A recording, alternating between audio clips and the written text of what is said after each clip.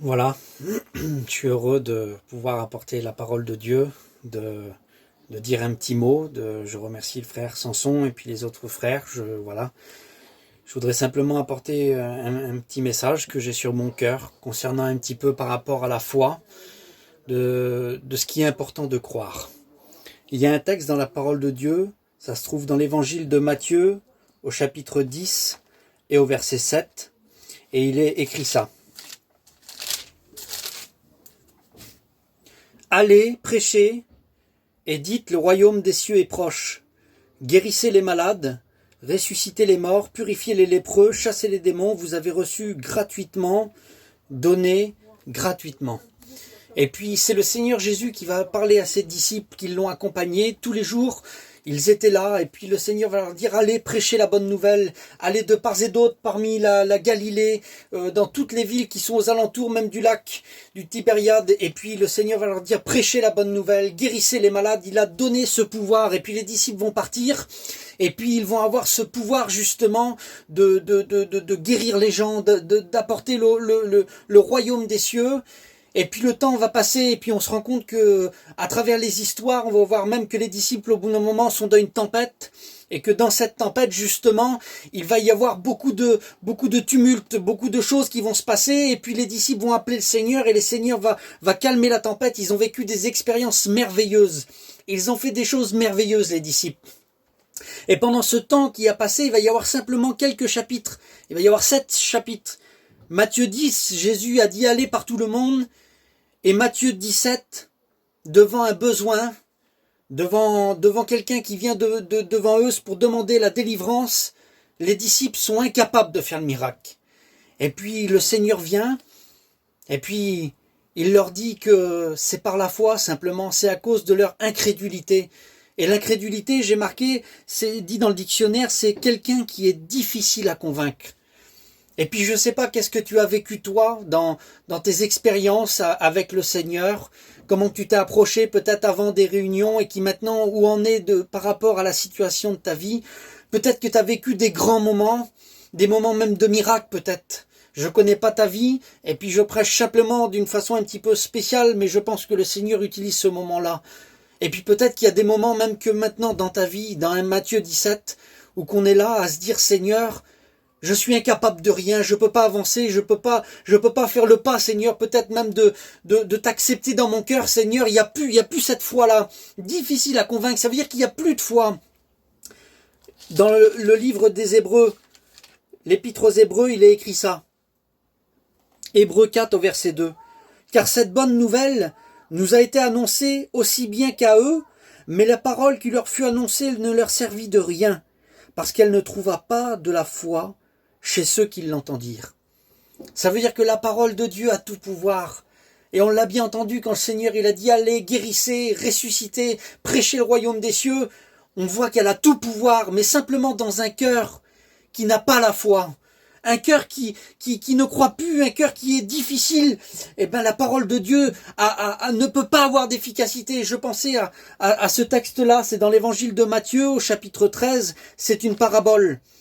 La parabole du semeur. Le Seigneur, il est là, et puis d'un seul coup, c'est une image, comprenez bien l'expression de ce que je veux dire, il va sortir dans son champ, et il va commencer à semer. Mais la semence du Seigneur, c'est pas une semence comme les autres. Elle sème l'amour, la semence du Seigneur. Elle sème la joie. Elle sème le bonheur. Elle sème la paix. C'est pas la semence du monde. C'est la semence qui vient du ciel. Et cette semence-là, le Seigneur, il la prend et il va commencer à la jeter. Mais il va la jeter dans des endroits. Si moi, je voudrais cultiver la terre, planter une petite graine, je prendrai de la bonne terre. Je la nourrirai bien, j'en prendrai soin. Mais là, on voit que dans le texte de la parabole du semeur, dans l'évangile de Matthieu au chapitre 13, il y a 4 terrains différents. Il y en a un que c'est un terrain qui est au bord du chemin. C'est pas la meilleure des terres pour semer. Mais la semence vient quand même dans ce terrain-là. Alors je ne sais pas quel terrain tu es, dans quel terrain tu te représentes, peut-être que c'est au bord du chemin, c'est pas sur le chemin, c'est pas loin justement de ce qu'il faut, mais c'est pas encore ça. Mais la semence vient dans ce cœur-là. Il y a aussi la semence qui est jetée parmi les pierres. Alors, il y a de la terre, c'est vrai, mais comme elle s'enfonce, il y a tout de suite des cailloux, ce qui l'empêche de prendre racine. Et puis, il y a aussi cette semence qui est jetée parmi les épines.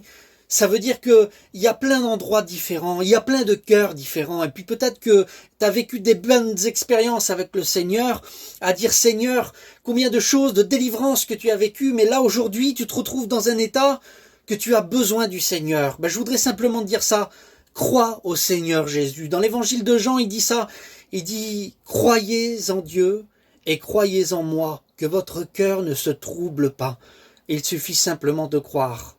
Et peut-être que cette vidéo, ce petit message-là permettra peut-être à ce que le Seigneur puisse parler dans ton cœur, que peut-être que tu as perdu cette foi-là. Je t'encourage à croire au Seigneur Jésus parce qu'il t'entend. Il sait ce que tu es en train de vivre et il sait que tu veux t'approcher de lui. Et puis la dernière des semences, elle est jetée dans la bonne terre. Alors c'est 4 terrains différents, on le voit. Mais le Seigneur Jésus est rempli d'amour parce que la Bible dit que Dieu est amour. Et même si tu n'es peut-être pas la bonne terre, la terre la plus pratique pour accueillir la semence, peut-être que tu as des épines dans ton cœur, peut-être qu'il y a des pierres, peut-être que tu es au bord du chemin. Il y a une histoire dans la parole de Dieu, on la connaît tous, c'est dans l'évangile de Marc au chapitre 10 et au verset 46. Il y avait un homme un jour, c'était un petit peu comme cette graine-là, comme ce terrain-là plutôt, où que la parole de Dieu va être jetée, cet homme-là était au bord du chemin.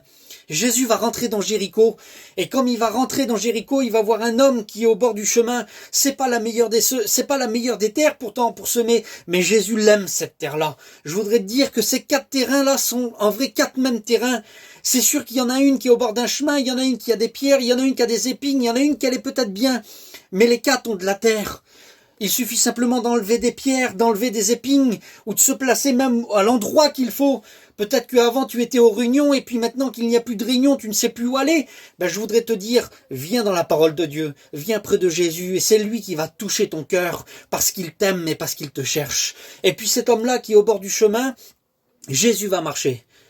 Et puis vous savez, pour être un chrétien, ce n'est pas de marcher avec Jésus qui font de nous réellement de gens transformés. Pour être transformé, faut pas suivre Jésus sur le chemin. On le voit avec Bartimée. Bartimée, il est là, c'est un aveugle. Et puis d'un seul coup, Bartimée, il va crier au Seigneur. Bartimée, il aurait pu suivre le Seigneur, même en tant qu'aveugle, mais ça n'a pas été sa volonté. Il a voulu crier au Seigneur. Je voudrais dire ça, simplement un petit mot, pour que le Seigneur touche notre cœur. C'est pas spécialement de le suivre sur le chemin qu'il faut avant tout. En premier, il faut lui parler à lui. Il faut ouvrir notre cœur et dire « Seigneur, fils de David, aie pitié de moi !» Jésus le connaissait, Jésus s'est arrêté pour Bartimée. Jésus veut s'arrêter pour toi. Parce que peut-être que toi, tu ne crois que de ne plus recevoir de Dieu. Peut-être que tu es loin et tu te dis « Seigneur, est-ce que tu penses à moi ?» Je voudrais te dire ça. Jésus pense à toi. Dans le psaume 37 et au verset 5, il dit « Mets en l'Éternel ta confiance et il agira. » Et la fin de l'histoire, c'est donc ça. C'est que Jésus s'arrête pour Bartimée. Et puis on le connaît l'histoire. Il va jeter son manteau, il va aller vers Jésus. Pourtant il était aveugle. Et puis il va dire « Seigneur, que je recouvre la vue, Seigneur. » Il a demandé son nécessaire, il a demandé ce qu'il avait le plus besoin. Je t'invite dans cette soirée à demander ce que tu as besoin au Seigneur. Et le Seigneur, lui qui a créé l'oreille, n'entendrait-il pas ? Le Seigneur entend chacune de tes prières. Alors mon frère, ma sœur, toi qui connais pas Jésus, je voudrais t'apporter ce petit message-là qui vient de la part du Seigneur. C'est que peu importe la terre que tu es, Jésus t'aime. Peu importe là où que tu es placé, Jésus t'aime. Jésus est rempli d'amour pour toi parce que c'est pas toi qui a été à la croix, c'est lui qui a été à la croix pour toi parce qu'il t'aime. Alors je voudrais t'inviter à comprendre la parole de Dieu, à simplement comprendre aussi qu'on a un semeur qui est Jésus et que lui sème peu importe la terre. C'est pas le jardinier parfait qui veut semer que dans de la bonne terre, non, il veut semer aussi là où c'est pas de la bonne terre pour que ça puisse devenir une bonne terre. J'aimerais qu'on prie le Seigneur ensemble et puis que le Seigneur vous bénisse.